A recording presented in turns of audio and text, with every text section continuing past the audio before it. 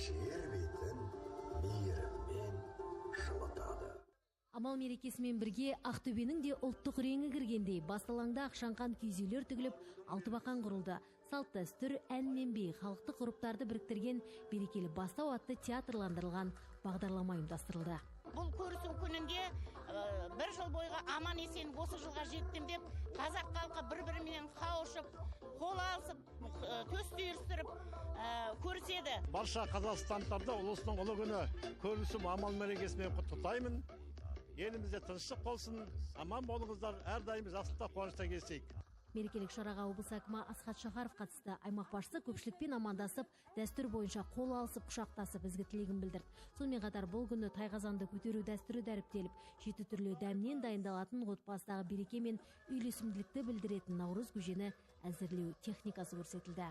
Бұл күн батыс өңірі үшін, жалпы біздің халқымыз үшін, ақтөбеліктер үшін ерекше күн, жылда сағына күтетін күн.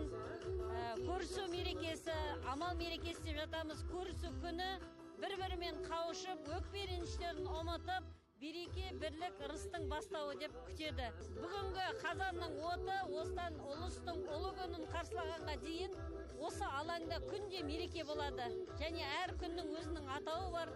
Бүгін көрісу мерекесі, ертең қайырымдылық күні деген сияқты ұлыстың ұлы күніне дейінгі әрбір күннің өзінің атауы бар.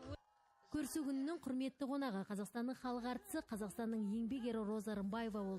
Оның орындауындағы Наурыз думан, балдәурен, шақырады көктем және басқа да сүйікті әндер шырқалып, мерекенің ажарын аша түсті.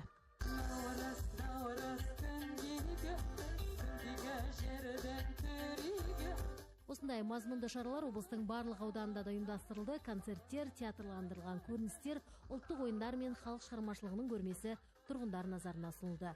Күлдана Байқызы, Николай Сырбов, Жанат Исағиев, Ақтөбе телеарнасы.